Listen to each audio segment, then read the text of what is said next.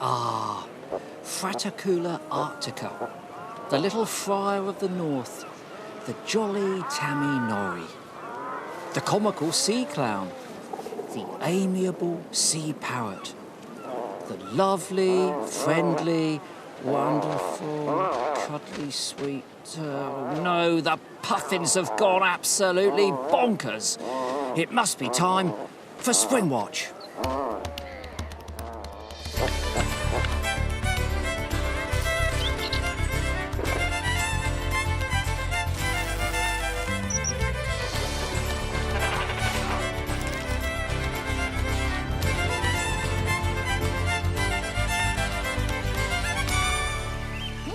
Hello! Hello! And welcome to... Are you coming? I am, I'm weaving. Springwatch 2024, coming to you from the beautifully sunlit Arne, RSPB Reserve down here at Arne. Hot spot for biodiversity, lots of different habitats, millions of different species. But I've got some really bad news for you. What's that then? Oh, near me a minute, I've got to just brace myself. I think we all know what's coming. There are no flies on Oh, tonight's what a relief. There's a single cheer fly. from the sofas. Oh, come on. The flies have been great. However, the biodiversity here has been recently enriched. Back in January, these were spotted on Littlesea, a body of fresh water on the Studland Peninsula. We have filmed these recently. A pair of beaver are here. Now, it's about 33 hectares. Quite a large body of fresh water surrounded by wet woodland. The beavers are already in there modifying that habitat, enhancing it for a great range of other species, doing their ecosystem engineer work. And look at that, what a cracking view of a beaver in Dorset. Fantastic stuff. And the National Trust are applying for licences for introducing more beavers across Purbeck so that they can extend that good work and improve that biodiversity even more. Wouldn't that be fabulous if they were a regular sighting instead of an Amazing. unusual sighting? But going back to unusual sightings, let's see what you've seen that's just that little bit different. This was in Richmond Park in London by Lawrence Chatton. You're thinking, what's different about that? It's a great spotted woodpecker feeding its chick. Nothing unusual there. Until the adult leaves the nest hole, and then round the back of the trunk comes a lesser spotted woodpecker. And yes, it's doing what you think it's going to be doing. Yes, it's gone to that hole and it's feeding the chick. I mean, how bizarre is that? It's half the size. And in fact, usually a great spotted would predate on a lesser spotted. So what on earth is happening there? Why is the lesser feeding the great? Well, it could be that it's laid its eggs in that nest, highly unlikely. It's likely to be programmed feeding behaviour. Perhaps that lesser spotted has had or still has a nest close to the great spots. And when the great spot youngsters are really kicking off, and they're very noisy when they're begging from the nest hole, I think it's that inherent programmed feeding urge. It's just got to put the food into the mouth of that bird. I think that's what's going on. As I said, they're absolutely bonkers. A good spot to spot the spotted. Don't go there. Okay. Take a look at this. Tim Sexton in Rutland has been surveying water voles by putting out these platforms with camera traps. Now, look, this is the platform in daylight. Looks like a load of frass there, but in fact, if you look carefully, you can see those are lots of little tubes. He set up a camera at night to find out what was on that platform. This is what he found. Not a water vole, but a water shrew. Look at that. In daylight here, they're so secretive, these little animals, so fast-moving, you hardly ever get to see them. Beautiful, absolutely beautiful. Comes back at night. Look, it's got a caddis case in its mouth. It whips out the larvae there, you can see, and then it's nibbling on it like a piece of spaghetti. Absolutely brilliant. I love the water shrew, one of the world's only venomous animals. They have venomous saliva so that when they bite their prey, it gets into the body, helps subdue it and also digest it. You wouldn't want to bite off one of those then, would you? I have been bitten by one, have actually. You? Yes, yes, I'm still alive. As you might have noticed, barely at times, but, you know, OK this evening. Did it hurt? Well, making the hole in the hand nipped a bit, but no, the venom doesn't impact humans. It's for little invertebrates. It'd be great to see one of those, wouldn't it? Let's have a look at at our nests, so let's catch up with the variety of nests that we've got left. Oh, my goodness. Look at the left-hand corner, the upper corner. Let's go close up onto our peregrine. This is at Corfe Castle. It looks stunning with the blue sky behind, doesn't it, Chris? It's like a statue. It is. It really is. The Princess of Purbeck. Oh, that's live. Oh. Isn't that absolutely glorious to go? Just turn your head round, That's better. Give us a Thank nice... you. Oh, Thank you. lovely. But we're going to not focus too much on that. Really? Yeah, we're going to go to the stone chat. Oh, of course, I mean, yes. you know, why focus on a peregrine when you've got a stone chat? This is our little nest. We got the 2 chicks in there looking out onto the wide world. As I say, not maybe as colourful and as glamorous as the peregrine, but sweet nevertheless. 2 little chicks there out of 4 eggs. The other 2 didn't hatch.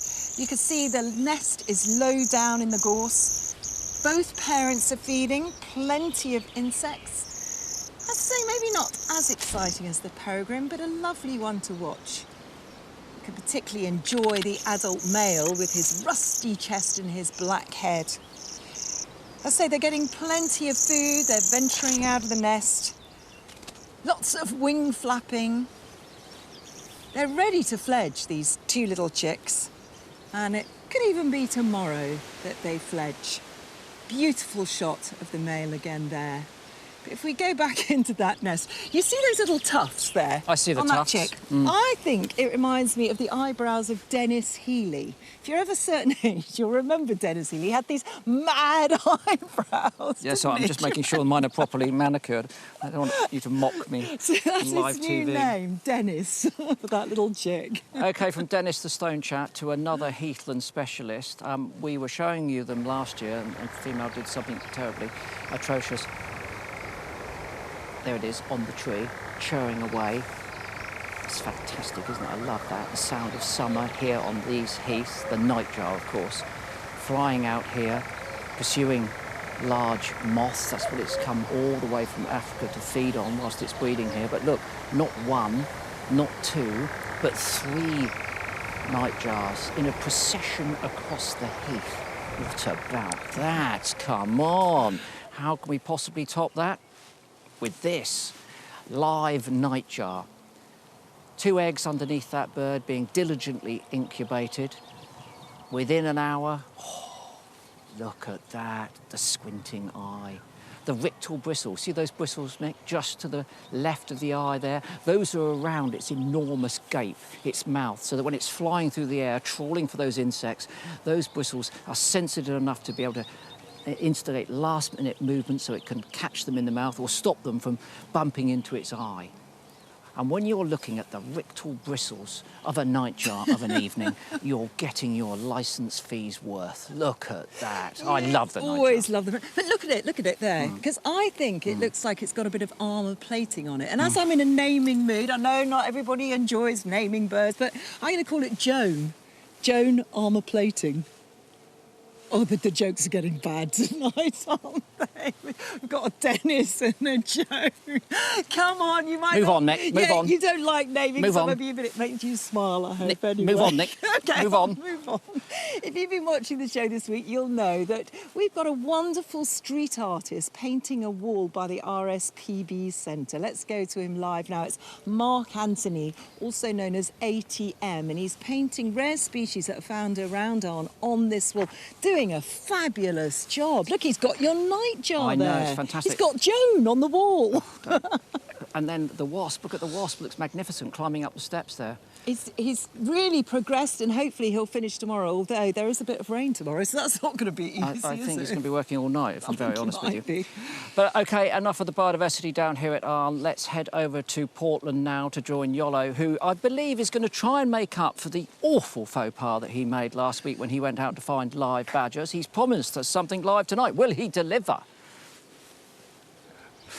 Yes, well, I hope I can deliver, Chris. I hope I can deliver. Now, welcome to the Isle of Portland. Actually, we're at the southern edge of it at a place called Portland Bill, and it's a beautiful place.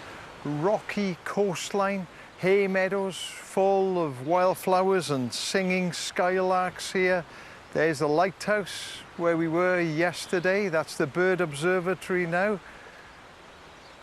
and it's dotted with old quarries here. After all, Portland stone is world famous. It was used to build St Paul's Cathedral and Buckingham Palace, no less. And behind me, you'll see I have one of those old quarries. Now, yesterday, I didn't just promise you, I guaranteed you Little Owls live. Well, our long lens camera operator, James Stevens, has got his lens firmly fixed on a little owl. Take a look at this. Look at that, eh? You can keep your beavers and your non-appearing badgers. It's only on Springwatch we bring you live little owls. Isn't that a beauty? It's been there for well over an hour now, just waiting for the light to die down to go out and hunt. But earlier in the week, there was a lot more activity at this site.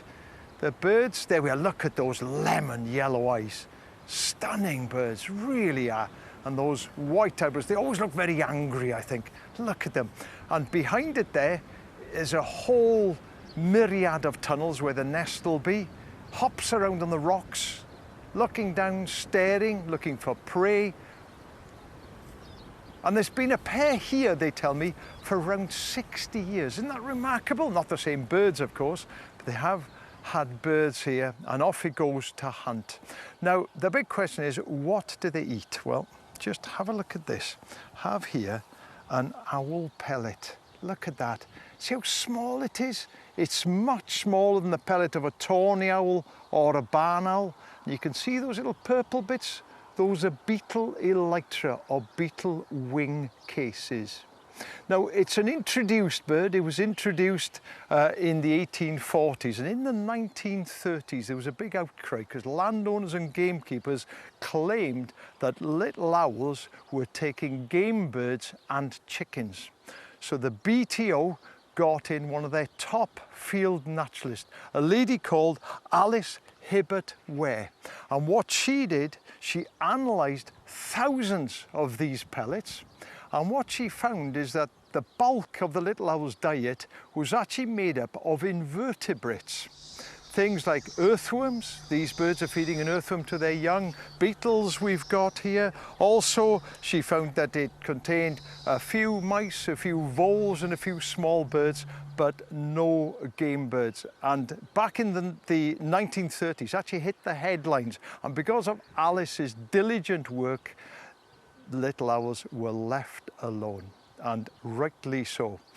But despite all of Alice's hard work, little owl numbers have declined in the UK. They've declined by 65% in just the last 25 years, now estimated to be around 5,600 breeding pairs. But I'm pleased to say that here on Portland, little owls are doing really well. And this photograph was sent in to us recently. Little owl taking advantage of a rain shower, just bathing away. Fantastic photograph that by Mark Leach. Right, we've got to go back and have one last look at this little owl. Is it still there? I think it is. Look at that. Look at that. Hasn't moved for about an hour and a half now. But isn't that lovely? Bathing in the evening sunlight. That is a thigh-rubbingly good bird. Unfortunately, we have to leave the little owl now. It's time to pop up to Glasgow and catch up with Megan. Oh, what a beautiful bird in that golden sunlight. God, I'm quite envious of you there, Iolo. You've made up for your badgers. You've made up for them really well. Now, I'm at the Botanic Gardens here in Glasgow today, and it is a really beautiful landscape. The Botanical Gardens was founded in 1817 and is home to a lot of rare different plants. But of course, as you know, when you work on the flora, the fauna soon follows. And around the Botanic Gardens and the wider area of Glasgow, you've got so many different birds of prey. Barn owls, sparrowhawks, kestrels, you name it. And they're so nice to see, soaring above the skies here. Now, earlier on, I went to meet up with Stephen McGrath from the Scottish Raptor Study Group to learn a little bit more about kestrels in an urban environment. Right, well, we've got all of the material here, and I guess we've got to roll our sleeves up and get building. Get it started. Clip it. Yep.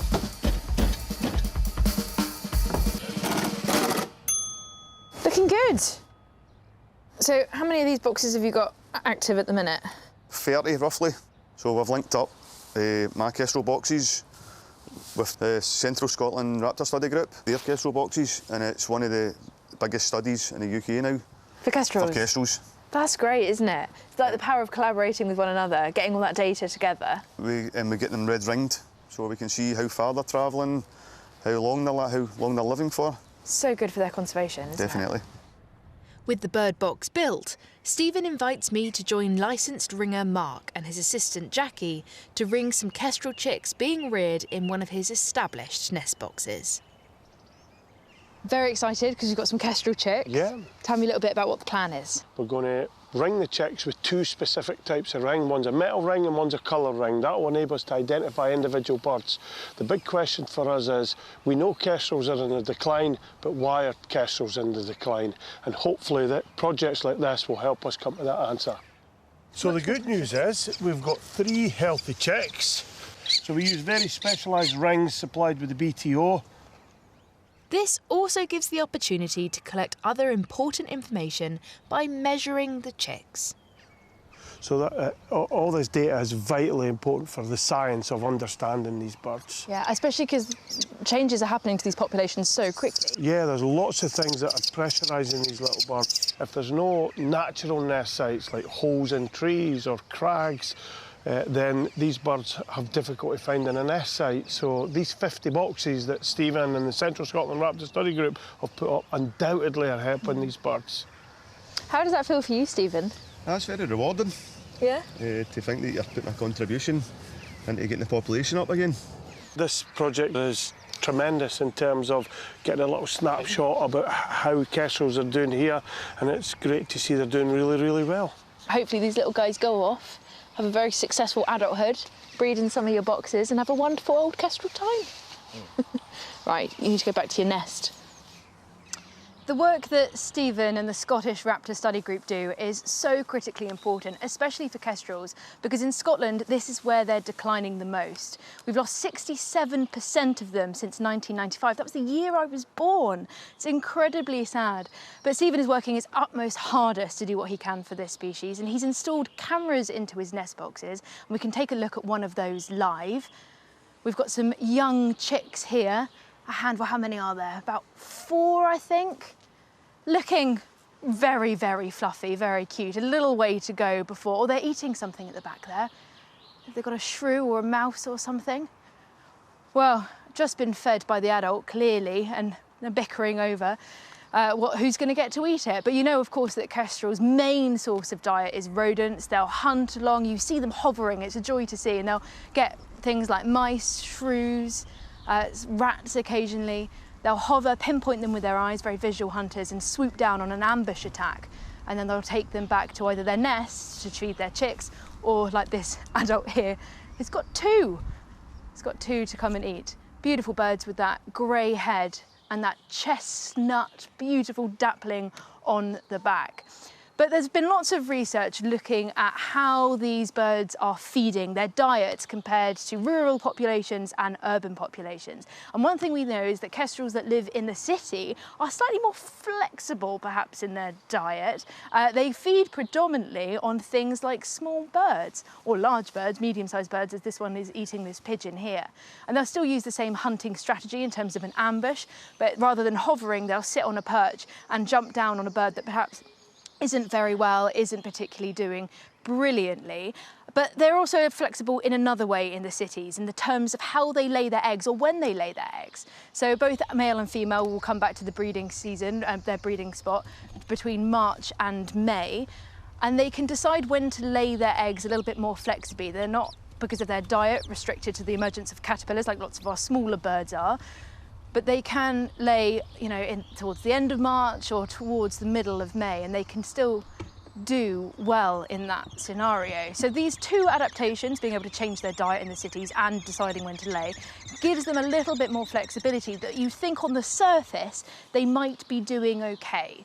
But sadly, looking at a study in Vienna and across mainland Europe, we find that kestrels actually in our cities don't do quite so well. The success of their nests, the success of their fledglings isn't as good. This is likely due to disturbance or predation, smaller broods, because there's less food available for them to find. So it's so important, of course, that we're looking into our kestrel populations, understanding why they're declining, especially here in Scotland, where we're not quite sure on what the answer is, but lots of work is going into that.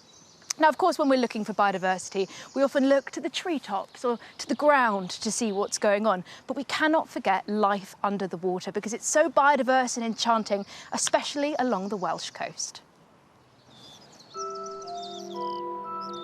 Just off the Llyn Peninsula in northwest Wales, the tidal waters and shifting sands provide shelter for many.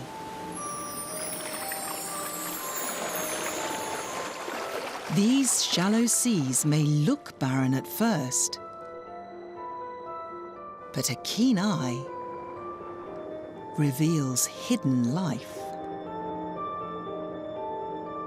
Below this mounded burrow, a sand goby looks for an opportune moment to break cover.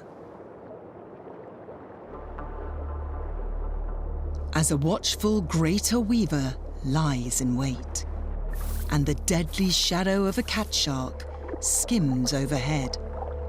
Predators are everywhere. And caution is clearly a goby family trait. Just a stone's throw away, a black goby sits tight. A third bigger than its sandy cousin, and with darker markings on its skin. But for both, eventually, hunger drives them out. Hunting for larvae and young insects, they scavenge the ocean floor. Amongst the jostling crabs, they must stay alert. Stay quick. And stay alive.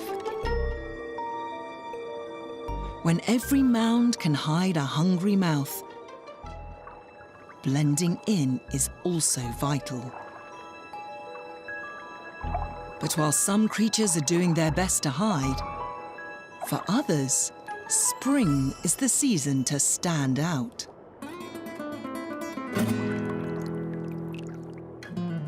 For this common dragonet, it's time to dance. He tries to impress the female, erecting his dorsal fin. If she approves, they will breed.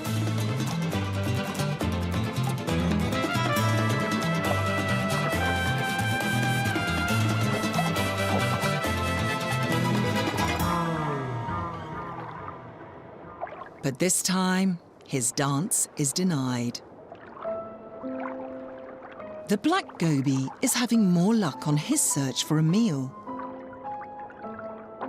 using his size as an advantage, while the sand goby can only watch on, as his bigger cousin snatches the spoils. But both are unaware that from the open shallows, danger has followed. An angel shark. A critically endangered species rarely seen in UK waters.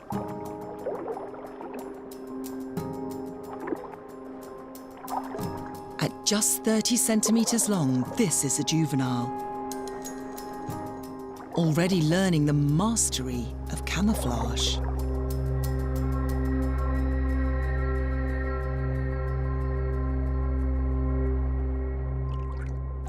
As the day draws on, the sand goby strikes lucky.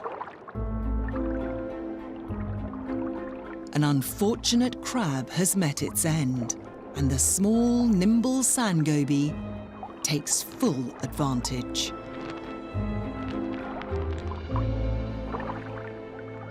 Both gobies now have full, happy stomachs and can make their way home.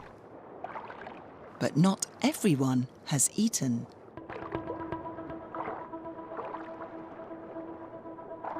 The angel shark waits for the perfect moment to strike. As sand gobies dance above its head, oblivious to the danger that lies beneath. But they are too small to be worth the shark's energy. A black goby, on the other hand,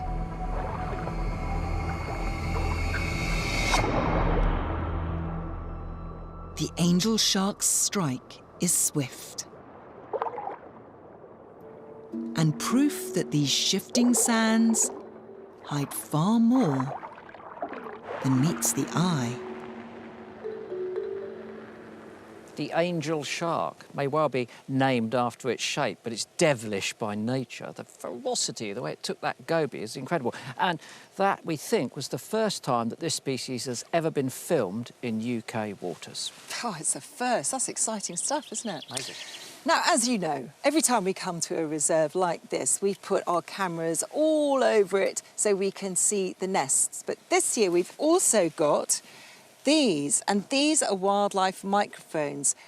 Haven't been put out by us, they've been put out by Jeff Cars from Wilder Sensing. And if we look at our map here, this is the map of RSPB Arne. We're about here, and you can see the various different nests, your oyster catcher, dartwood warbler, Sid the blue tit living his best life in the forest. All right, the goshawks down here. Kestrel owl. And then you've got, in lots of different habitats, you've got all of these microphones. And they've been picking up the sound of birds, particularly in different dawn choruses. And they've picked up some really fabulous sounds. Have a listen to this.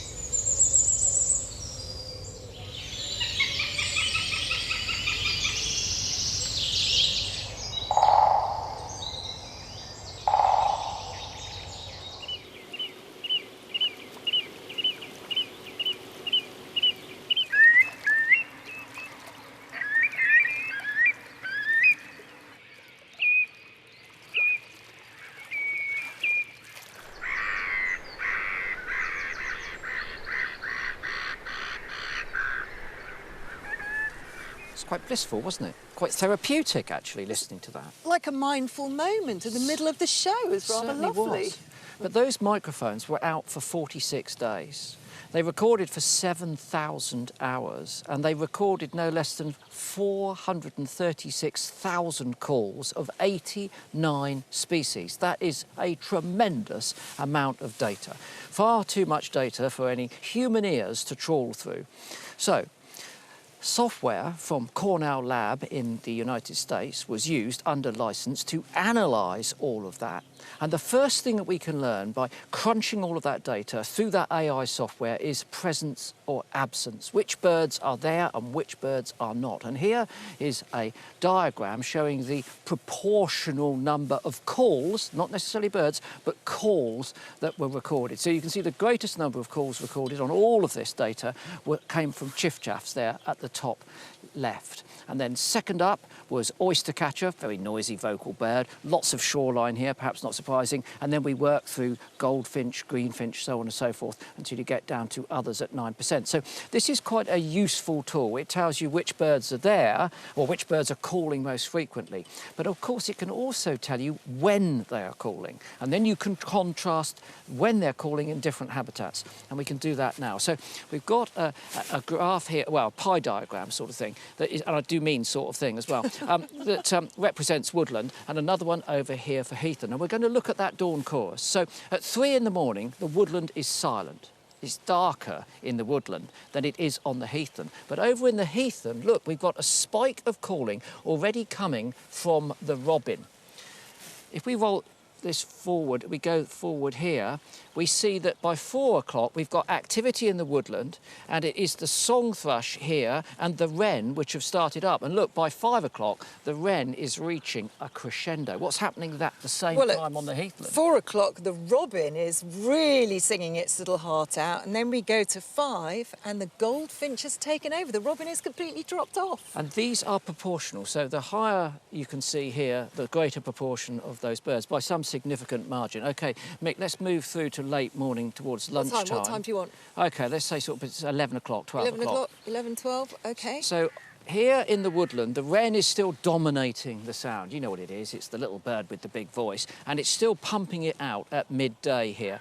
Underneath that, we've got the chiff-chaff, which is making an appearance here, and right at the bottom is the song thrush. Mick? So different in the heathland. Here, we've got the top one is the goldfinch. Robin still dropped off a bit. Greenfinch has started to sing a lot, and the stonechat has started to join in as well. But look, roll it on a little bit, because the stonechat takes an afternoon nap. It pipes down a little bit. OK, let's go to the evening. Just how do things wrap up? Where do you want to go to? Well, probably to about sort of 8 o'clock. 8 o'clock? So 8 o'clock in the woodland, OK, robin here and song thrush. Well, that's what we experience in our gardens, in urban areas. These two birds are really punching out at that time of the evening, so that's typical of the woodland. Mick? Well, the heathland, goldfinches, everything has begun to drop off quite a lot. Goldfinch has dropped off. Robin, however, I mean, that's quite interesting, isn't it? Because if you go through, the robin is pretty constant. OK. Throughout the day. Let's go to the end then. Oh, but look, can I just say, look how much the on. greenfinch completely drops off at 8 o'clock. Drops off at 8 o'clock. Let's go to 9 o'clock, because that's when silence returns to the woodland. Big drop off there as well. A big drop off from there on the heathland. I guess the birds are tired at that point. So look, this is just a brief insight into some of the data that we can collect using this remarkable technology. And think of the benefits. Firstly, all of that data being collected remotely, not people out in the field, not volunteers with microphones, so on and so forth. And then the ability to crunch it and turn it into representational forms like this. But I mean, this is comfy yarn. This is easy. Imagine you could put this in the heart of sticky, horrible, insect-infested tropical rainforest, just leave it there for months and not have to go back. Equally Arctic environments. So when it comes to remote sensing, to monitor these birds so we better understand them and then conserve them, I'd invest. If I was in the Dragon's Den, I'd be in. I'm in. It is incredible just how much data they can record at once, isn't it? I mean, listen to this, Chris, because obviously they can also be able to identify rare and unusual song. And this is one that they got. That's a wood warbler. It's a rare migratory bird. It's on the red list.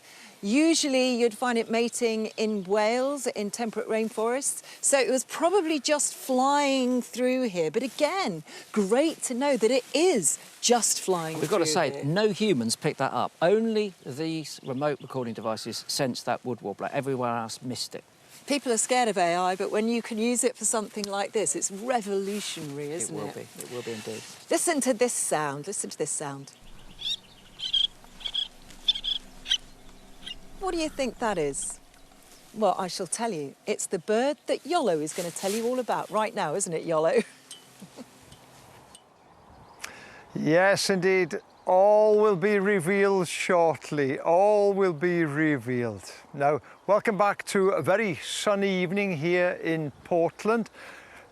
Just a stone's throw ahead of me is Chesil Beach. It's an 18-mile-long pebble embankment that connects the Isle of Portland with the mainland. It's a very harsh environment, and yet there's a colony of little terns nesting there. A few days ago, I went over to have a look at them.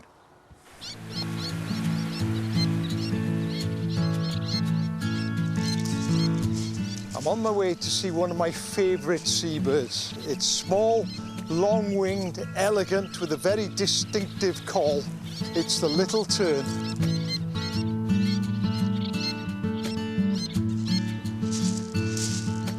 Now, we've been given special permission to enter this restricted area by the RSPB team of monitors. It takes me back to the days I did this same job in North East Wales.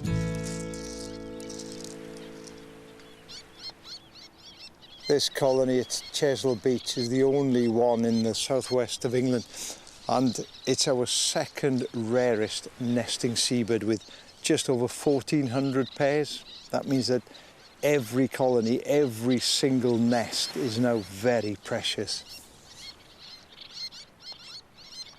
They're migrant birds, so they winter off the west coast of Africa and they arrive back here usually sort of mid-May time. And then the adults will settle on the beach here. They'll lay 2, maybe 3 eggs. They incubate for 3 weeks, and actually 1 or 2 have hatched last few days. There are some chicks running around. The adults are bringing in food for them, fish like sand eels. The RSPB mark each nest with a number so that they are easier to find and monitor. Unfortunately, over the past few years, the colony here has really struggled. And between 1997 and 2009, numbers went from 100 breeding pairs to 0. And that was because of disturbance and predation mainly. So they set up the Chesil Little Tern project, and they've erected fences, an outer fence to keep people at bay, and then this small fence you see here to keep hedgehogs out, and just inside that is an electric fence to keep foxes out.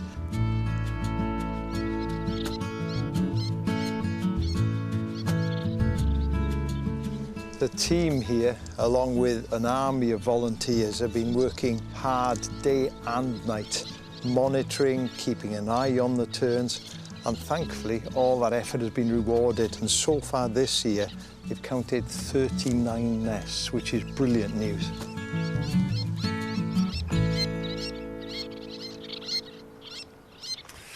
Lovely to see all those little terns there. And I must emphasise we had access inside the boundary rope only because we were accompanying a warden who had a special licence from Natural England. And I said there that they had 39 pairs. Well, I heard this morning the good news that the number of pairs has now gone up to 45. Isn't that excellent news? But it's an odd place for nesting little terns. I helped warden them in Wales for nearly 15 years, and they always nested on sort of sandy beaches with a few pebbles here and there. There, of course, you've got the large pebbles. And when they first colonised, the wardens were quite worried because the eggs weren't hatching. And they thought, I wonder if the adults can't keep the eggs warm enough. So in 2013, they put out patches of sand. And sure enough, the little terns moved on to those. They were able to sit on those eggs, keep them warm. The eggs hatched and they reared quite a few young. And research since then has shown that it was an issue with keeping the eggs warm, and also on the sand, the adults can turn the eggs easier. And that is vitally important for the development of the embryo. So next they went out and they put out 100 patches of sand. The birds took to them. They also moved some of the eggs off the shingle onto the sand. Breeding success has gone through the roof, and the number of breeding terns has increased, and that colony has gone from strength to strength, which is brilliant news. And here I have to thank so many organisations that have come together to make that work, and of course an army of volunteers. Thank you all very much for all that hard work. Now, the little tern is one of my favourite seabirds. If I was to ask all of you, I'm sure most of you would say the puffin. So when Megan had the opportunity to go and see puffins on Scomer Island off West Wales, she jumped at the chance. Welcome to Scomer, a seabird's island utopia of global importance. At this time of year, these towering cliffs are home to a myriad of species. Manx shearwater, guillemots, razorbills. But the most colourful and charismatic of all has got to be the Atlantic puffins. It's breeding season, with 40,000 puffins heading back to the island after spending winter spread across the Atlantic. Puffins return to the same burrow year after year, where they're reunited with their mate and spend time developing a chick known as a puffling. But the adults are busy little birds. They spend a lot of their time out foraging because each individual has to eat roughly 40 sand eels a day to sustain themselves. These little fish make up 3/4 of a puffin's diet and are therefore vital to the success of a colony. But finding them isn't always easy. They were having to go. Dr. Matt Wood is from the University of Gloucestershire. And over the past 10 years, he's been tracking puffin colonies across the UK, many of which are in decline. So all these squares illustrate puffin colonies around the UK? That's right. So the red ones are colonies that are decreasing in size. Like Fair Isle up there, south of Shetland, that's declined from something like 80,000 to 6,000 odd in the last 20 years. And that's pretty certainly linked to the changing temperatures in the ocean and the changing numbers of sand eels that are around. When sand eels are harder to find, it impacts the adult's ability to successfully raise their chicks, forcing the puffins to hunt further from home. There was a study that was done by Annette Faye recently. Right. She went to lots of different puffin colonies. To this colony off the north coast of Norway, instead of going, 5, 10, 20 kilometres, they were having to go up to 50, 60 kilometres to be able to get enough food to feed their chick. In the North Sea, it's a shallower sea. I think it's much more impacted by climate change, and it's got a lot more countries around it and quite intense fishing pressure. 3 years ago, UK boats were banned from catching sand eels. That ban didn't extend to boats from the EU, which have traditionally taken over 250,000 tonnes of sand eels from the North Sea every year. However, a few weeks ago, the ban was extended to all boats in UK waters. This is going to be great news for puffin colonies around the UK. The waters around Skomer are a protected marine conservation zone, and trawling the seabed for fish, where sand eels spend most of their time, is banned. The puffin colony here is booming, thanks in part to a healthy sand eel population close to their breeding site. The fact that these puffins have the ability to go and hunt locally is so important because it gives them more time to focus on socialising and raising their young. But to see these charismatic animals in their element, I can't just stay on the land. I've got to go undercover in the water as well. Richard Rees is a qualified diving instructor who takes people out to see puffins in the water here. He works closely with the Wildlife Trust, which manages Skomer Island, to ensure the puffins' well-being. For us, we have one rule, and that is basically the wildlife always comes to us. They are a very sort of social bird, and the technique a friend of ours who's an artist came up with was using puffin decoys. Right. As a way to pique their curiosity. I think you're going to enjoy this. I've got to put that on my head. We're going to have that on your head. And then we've got some that float next to us as well. So we actually become a puffin raft. This is outrageous. I love it. The jury is out on how scientific my disguise is, and it's important to maintain a safe distance from the puffins at all times, at least a couple of metres.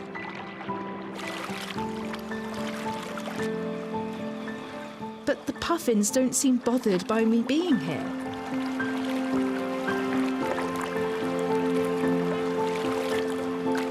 From a puffin's eye view, it's great to see such a thriving population. Oh gosh, I don't even know how to describe that. Definitely one of the best birding houses I've ever had. Took a little while to be accepted by the group of puffins, but once you were just engulfed by thousands of them.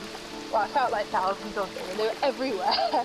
And to see they're relaxed and they've kind of accepted you, or whatever they think you are with this silly hat on. Yeah, a really special moment to get a view into their secretive lives out at sea. If Skomer is an example of how puffins can thrive, it gives me hope that thanks to the recent sand eel fishing ban, populations along the east coast of Britain could recover to more sustainable levels and help secure the future for this very special little bird.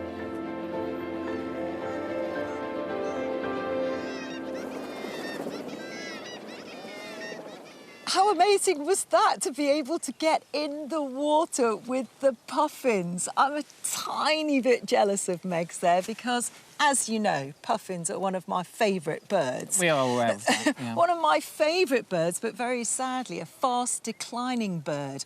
We've lost 1 in 4 of our puffins around the UK coast since 2000. That's a catastrophic decline. It's absolutely terrible. And the more we know about them, the more we understand, the more we can protect them, just like any species. And so the RSPB has been running a citizen science project called Pufferazzi. And they asked anyone who was lucky enough to go to a puffin colony to take a picture of any birds they saw with sand eels in their beaks so they could analyse what they were bringing back to their prey. And the results were very clear. They basically showed that in the Shetland colonies significantly had lower biomass than all the other colonies studied. And you can see that in this photograph because the picture of the puffin from Shetland, lots of poor quality prey. You can see juvenile transparent sand eels and about 2 grams per catch. The Chiant colony, which is more stable, fewer fish per mouthful, bigger fish, 3.1 grams. But basically, I mean, Shetland was worse off, but all of the sand eel colonies have completely collapsed. The good news is that in March there was a ban put on, as Meg said, banning the fishing of sand eels. The bad news is the EU are contesting that. So fingers crossed that the EU don't win, because if that ban stays in place, it could be a real turning point, not just for puffins, but for lots of other seabirds as well. Yeah, I think we've got to admit that when it comes to terrestrial conservation, and Arne is symbolic of that, we're really good at making a difference for the wildlife once we get into action. But when it comes to our marine protected areas, we're not as good. 92% of the UK's marine protected areas are still impacted by destructive fishing practices. 90% of the European ones still allow bottom trawling, about the most destructive practice that you can possibly imagine. So here, the UK has taken the lead. It's acting to protect our seabirds, and we have to be robust. It's tragic, isn't it, what is happening in our seas? And as you say, so much of it goes unnoticed. Indeed. Anyway, we're going over to Meg's now, and I've got a question for you, Megs. Can I borrow that puffin hat? Because that is just so cool. I know, Michaela. I really wanted to take one home, but I'll tell you what, I'll send it off to you in the post and you'll get it by the time you get back tonight. Now, I'm still here on the River Calvin. It's a beautiful, biodiverse place, and trying to get some wildlife live for you, I've got Steve Phillips, our brilliant wildlife camera op. Steve, any luck with anything at all? Well, I was going to say I've got nothing at all, but I've got big swarms of insects, which I guess you could say are the most important animals that are here, because they're the basis of the food chain for everything else, I guess. Yeah, no, that's very true, and beautiful in the backlight as well. Really lovely. But Steve has been out throughout the course of the week to see the wildlife that makes its home here in the water. And as you know, rivers are so important for cities historically. Here in Glasgow is a huge part of its industrial past, powering mills, helping make paper, as well as supplying different canals. And in the 1960s, pollution in this river was so extreme that very little life persisted. But in the late 1990s, early 2000s, caddisfly and stonefly, things that we talked about last week, started making an appearance. And then the bigger species, the birds that you're seeing now, the kingfishers, the herons, the coots, the moorhens, have come back and are doing really rather well. But Glasgow University, the City Council and other organisations have come together with a project called Gallant, and they're looking at these as really important wildlife corridors and how they are in urban situations. So you have this map here of 10 different sites. 10 sites are illustrated with the red dot. You start in the centre of Glasgow, which is of course very urban, and you make your way north to a more rural area. And across the whole river, they've found 2,524 species, equating to 39% of all of Glasgow's wildlife, which is absolutely phenomenal. And they're employing some different methods to understand more about the life that lives here. You've got the trusty camera trap. Of course, we're all familiar with this, aren't we? Unintrusive, you can put it on a tree or a branch, leave it there and let the wildlife walk past, trigger it, and you can see what's there. And the scientists have got some brilliant photos of lots of the mammals and birds that live here. Everything from hedgehogs, very jealous, to badgers and birds like jackdaws, great spotted woodpeckers, roe deer, foxes in the day and night that you can see, of course, whether you're in the heart of the city or more in the countryside. But the scientists weren't just interested in what they could see. Of course, what we can see is very important. We can understand behaviour. But also, when we're trying to understand more about the species that live here, we have to be listening to the sound. And this is the device that you saw Chris and Michaela talking about earlier, where they were comparing heathland to woodland. Here in Glasgow, they're comparing urban to rural environments, listening to the sound that the animals make. And they've created a fantastic graph illustrating the times of the dawn chorus. So if we go here, you can see the sunrise illustrated at 0 and the minutes before sunrise, so 50 minutes before sunrise, 100 and 150 minutes. And then along this axis you've got the urban score. So at -2 it's very rural, not much urbanisation, and you go all the way up to 4, which is in the heart of the city. You've got dense buildings. And if you look at the Dunnock and when it started its song, it starts at around sunrise, and no matter where it lives, whether it's the heart of the countryside or in the city, it stays the same. It continues its time of dawn chorus. And then you've got the thing like the wren, and as it lives in increased urbanisation, it increases the time that it starts to sing in the morning. And then the same for the blackbird, it starts a little bit earlier if it lives in the city, and then the robin as well, even more sensitive. Now scientists think this could be that the more sensitive birds have the larger eyes, therefore they're more impacted by anthropogenic light, man-made light that we leave with our street lights on, and then they wake up a little bit earlier, want to start singing so they can get to foraging before anything else starts. But of course, it's so important that we're aware of how our dawn chorus is impacted all over the UK, whether you live in the heart of the city or in the countryside, but painting a really interesting picture using some fab technology. Hey, Chris and Michaela, I know you've been really enjoying this. It's so interesting, isn't it, as you say, Megs, to listen to dawn choruses in different places. I think we should challenge ourselves to do that one week, to go to a different habitat and a different place and just really listen to the different dawn choruses. I'm going to bag to the woodland. OK, I'll go in the city then, OK?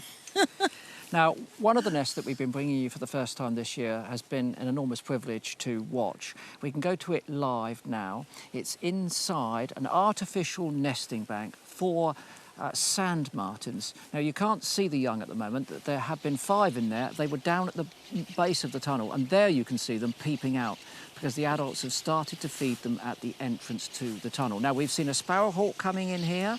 There's been activity outside, but what's been going on inside has been equally interesting, because there have been a number of intruders coming into the nest. Clearly not the male or the female that are responsible. We saw one of these come in yesterday, and look, instantaneously it starts attacking the young. This has not been an isolated incident. This has been happening quite frequently. It chases the youngster down into the tunnel. They have a further fracas there. And then eventually the youngster managed to make its way back and the intruder disappears. This morning, whether it's the same bird or another one, we don't know, comes back and once again goes into the nest. This time it's followed by the parent, so as soon as it gets in, it's a bit spooked. And you can see it's panicked. It's at the back of the nest there. The adult has come in and starts to feed the young and then spots it, and a big fight breaks out. So this is adult versus adult on this occasion. And our adult, the occupying adult, the one that's rearing those chicks, manages to drive the intruder out. Now remember, of course, we would never normally see this. It's the first time we've had a camera inside a sand martin. Drives it out, and there you go. You can see our youngsters at the mouth of that nest here, and they're being fed by both of the adults. So they're surviving here, but what's going on? Well, this could be attempted infanticide. These are stray birds that are coming in and trying to kill those chicks, and we have seen something like this before many years ago on Springwatch. In 2008, this male swallow came in and systematically removed all of the chicks from another swallow's nest. And indeed, this was reported in the late 1980s, a study that was done in Sweden. There were 14 incidences of infanticide, and they were all done by unrelated males that had come to nest where the females had lost their male, so somehow they could sense that. They threw all of the young out of the nest pretty much as soon as they were hatched, and small like this one, and that brought the female back into breeding condition, and that male, the infanticidal male, was the one that mated with the female. So you can see the strategy here. I think what's happening in our sand martins is it's missed its chance because the chicks are too big for it to drag out and kill, but it's still attempting to do this. And what we see in these sorts of social birds is that the more nests there are, the better it is in terms of being able to protect them, because we see more, basically more care going in to protect the young in that nest. So perhaps if that colony were bigger, there'd be less of these infanticidal incidents. I really hope those chicks get out very, very soon, because it'd be awful if they were attacked. I think they're about to go, basically. I think they're about to Keep go. your eyes on those, 7 till 10 on our cameras. Time to take a breath, a very deep breath, in fact, because tonight we're going underwater for our mindfulness moment.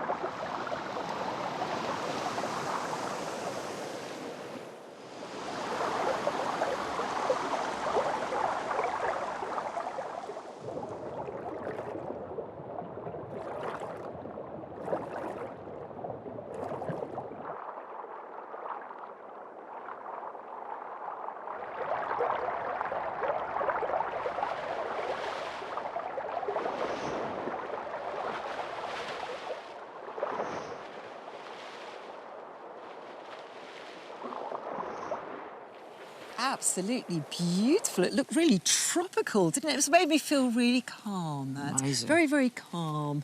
But we have got time to show you some photographs that you've been sending in, so we need to get the energy back up. Let's have a look at this. This is from Graham Backham, an otter taking a lobster. Amazing photograph to see. I mean, that's a pretty rare thing to see. That's a huge lobster. Makes you wonder whether it caught it or it just found it. Luke Chambers sent us this nomad bee. I know what you're thinking. It is actually a bee which is a wasp, a mimic. More than that, it's a cuckoo bee. It lays its eggs in the nests of mining bees. Fabulous photograph as well. Top work, Luke. And sadly, that's all we've got time for tonight. We'll be back with our final programme of the series tomorrow night, where we'll be looking at some new observation that's been made of these gems, pine martens. And I'll be going in search of the invertebrates that make their home here at the Botanic Gardens in Glasgow. And I'll be back at Arne bidding goodbye to our wonderful nests. So make sure you book your seat on the sofa, because I know it's come around too soon. It's the final show tomorrow, and we'll be having a Raptor Fest and finding out what's happening to all of our nests on the last day. But right now, straight after the show, is Watch Out. So go over to the iPlayer, or you can press the red button, and we'll be joining Hannah, me and Chris and Megan. There she is at the Pecker and Bush Park. Give her a wave. So that's where we'll be in a second, but we'll see you tomorrow at 8 o'clock for our final show. See you then. Bye-bye. Find out how we can all nurture a deeper connection with nature through positive actions. The Open University invites you to take part in a citizen science project, Springtime Renewal, by sharing your experiences and exploring practical ways to help. To find out more and get involved, head to bbc.co.uk/Springwatch and then follow the links to the Open University.